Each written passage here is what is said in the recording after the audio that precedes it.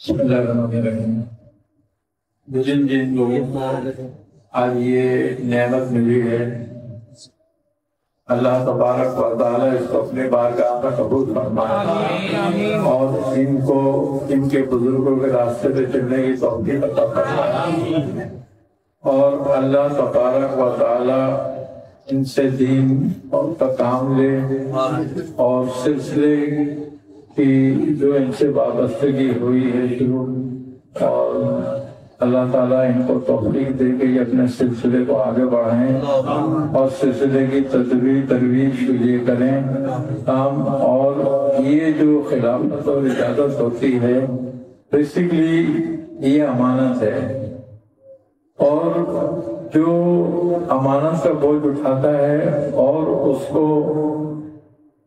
کارائے خیر کو انجام تک پہنچاتا ہے اس کے لیے بڑا اجر ہے۔ اور یہ خلافت اور اجازت بادشاہت کرنے کے لیے نہیں دی جاتی بلکہ خدمت کرنے کے لیے دی جاتی ہے۔ اس میں خلق خدا کی اس کے ذریعے خدمت کی جائے، اللہ جو نعمت عطا کرتا ہے اس نعمت کے ذریعے خلق خدا کی خدمت کی جائے تو یہی نعمت کا شکر ہے، اور جو لوگ نعمت کا شکر ادا کرتے ہیں اللہ ان کی نعمت کو بڑھاتا ہے۔ وہ بات یہ ہے کہ ہم مخدوم نہیں، خادم ہیں خلق خدا کے، اور ہمیں خادم ہی رہنا چاہیے، اور اپنے بزرگوں کے طریقے کو ہمیشہ مضبوط تھام کے رکھو کہ یہی کامیابی ہے۔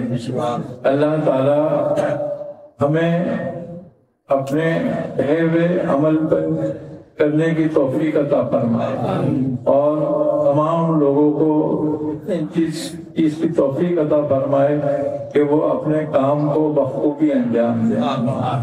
یاد رکھیں کہ خلافت ملنے کے بعد کام ختم نہیں ہوتا بلکہ خلافت ملنے کے بعد کام شروع ہوتا ہے، اور کام یہ شروع ہوتا ہے کہ آج کے بعد اپنی نگرانی بہت مضبوط طریقے سے کرنی ہوتی ہے۔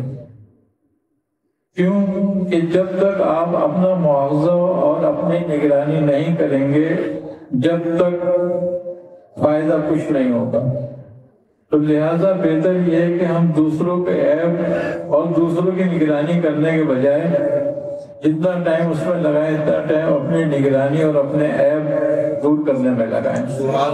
تو لہٰذا بہتر ہے، ہمارے بزرگوں کا یہی طریقہ رہا ہے کہ وہ سچ بولتے تھے مگر اپنی ذات کے لیے۔ دوسروں کے لیے سچ بولنا بڑا آسان کام ہے، لیکن اپنی ذات کے لیے سچ سننا اور اپنی ذات کا سچ بولنا بڑا مشکل کام ہے۔ بزرگوں نے یہی کیا، وہ دوسروں کے لیے جو سچ بولتا ہے تو وہ ان کے عیب کھولتا ہے، اور ہمارے بزرگوں نے ہمیں یہ درس دیا ہے کہ اپنے عیب ظاہر کرو اور دوسروں کے عیب پوشیدہ۔ تو یہ یاد رکھو کہ فقیری جو ہے پردہ پوشی کا نام ہے،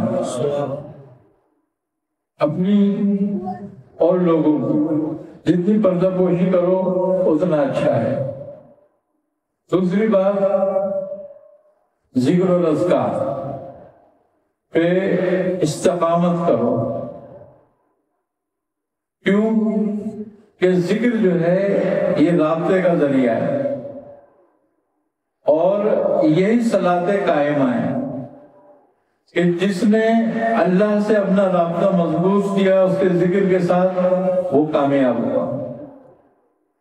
تیسری بات یہ ہے کہ ہمیں پوری کوشش یہ کرنی چاہیے کہ ہمارا نوالا، ہمارا طعام جو ہے وہ حلال ہو، کیونکہ اس راستے میں عقل حلال نہایت ضروری ہے۔ تو اس بات کا ہم ضرور خیال رکھیں۔ تیسری بات، چوتھی بات یہ ہے کہ کوشش کریں وہ لوگ جن کو خلافت عطا کی جاتی ہے کہ وہ شب بیدار ہوں، جتنی بھی ان میں ہمت ہو اتنی ضرور کریں۔ کیوں کہ اس کے بغیر فقیری نہیں۔ جب جو شب بیدار نہیں ہوگا وہ غافل ہوگا، اور غافلوں کا راستہ یہ ہے نہیں. تو لہذا ان سب باتوں کا خیال رکھیں. اللہ تبارک و تعالی ہماری صحیح کو اپنی بارگاہ میں قبول فرمائے.